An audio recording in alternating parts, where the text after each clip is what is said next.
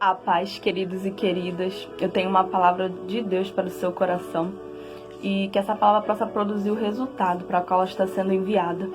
A palavra que Deus colocou no meu coração se encontra em Abacuque 3, versículo 17. Diz assim: ainda que a figueira não floresça, nem haja fruto na videira, ainda que a colheita da oliveira decepcione, os campos não produzam mantimentos, ainda que as ovelhas desapareçam do aprisco e nos currais não haja mais gado. Mesmo assim, eu me alegro no Senhor e exulto no Deus da minha salvação. O Senhor Deus é a minha fortaleza. Ele dá aos meus pés a ligeireza das corças e me faz andar nas minhas alturas. O que essa palavra tem a ver com tudo aquilo que a gente tem vivenciado nesses dias, né? A figueira florescer significa dias melhores, né? E tudo que a gente quer nesses dias é que tudo isso passe, né? Que essa pandemia passe e a gente vivencie dias melhores.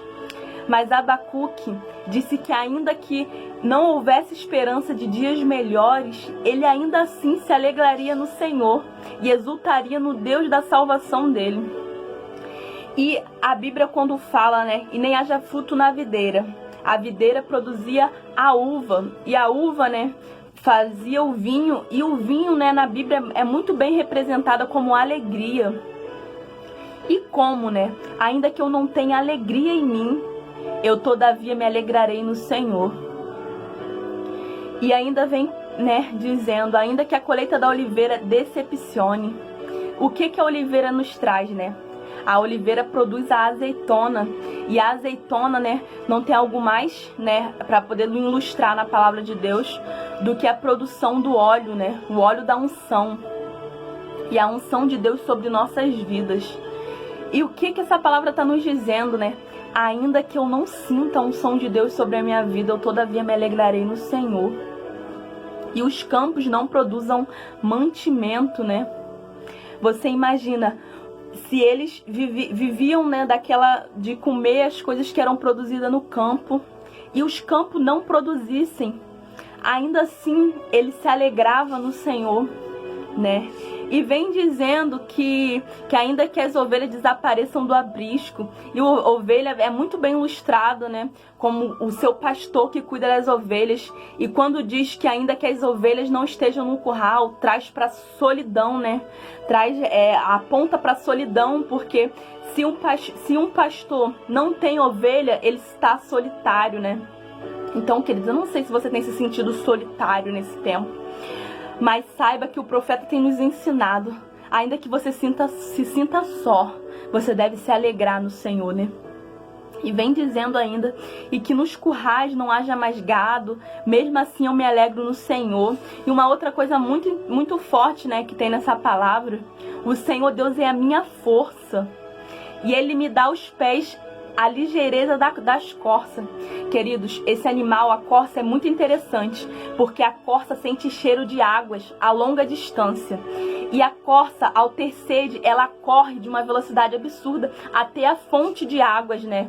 E a água que a gente precisa para esse tempo é a água vinda do Espírito, né? A água que vai saciar a nossa sede, que vai nos dar alívio para nossas almas nesse período, nesse tempo, né?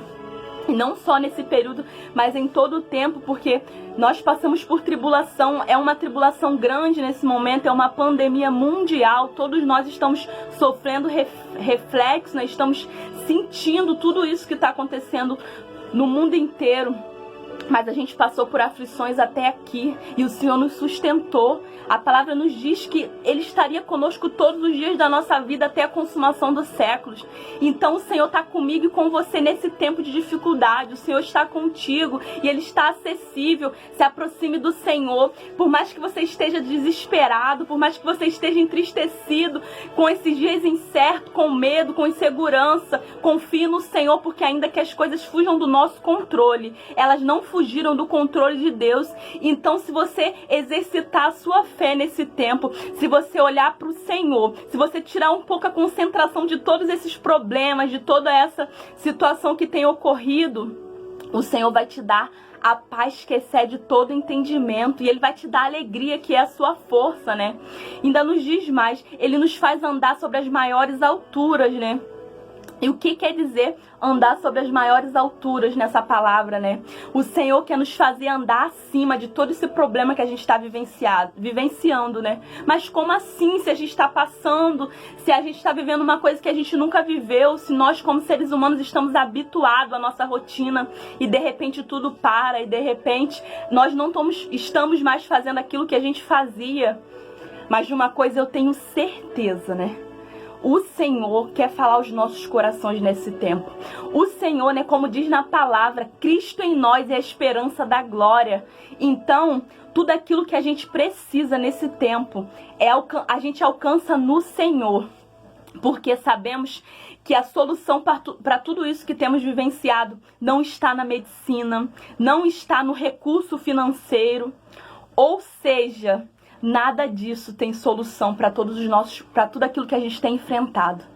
Mas o Senhor, Ele tem as palavras de vida eterna. Ele tem as palavras que alimentam a tua alma. Ele tem as palavras que vai te sustentar nesse período de dificuldade.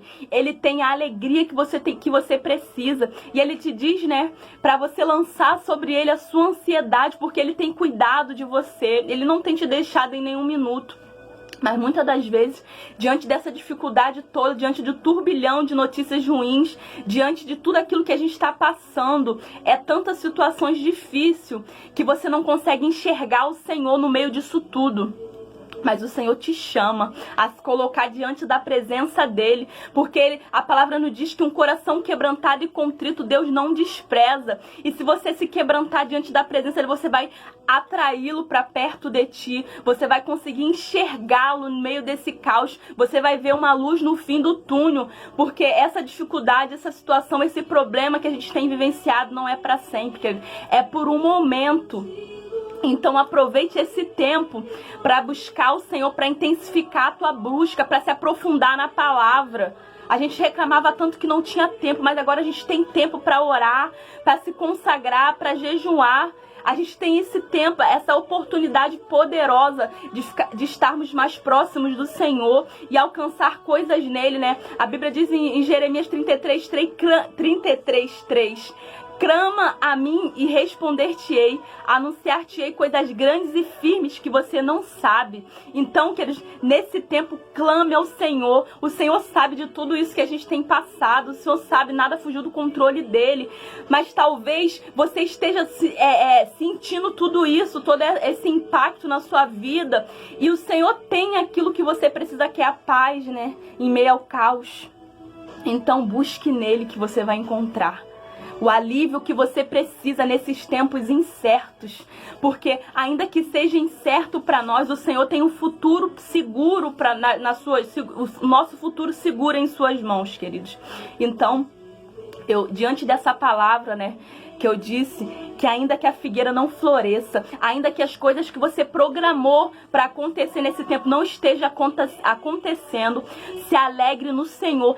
Se exulte no Deus da tua salvação, porque Ele vai te fazer andar sobre lugares altos, Ele vai te fazer alcançar lugares grandes e firmes que você não conhece.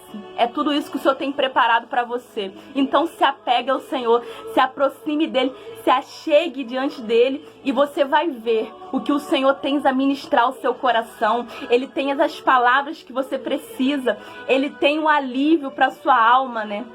Ele tem tudo aquilo que você necessita nesse tempo, tudo aquilo que eu necessito nesse tempo.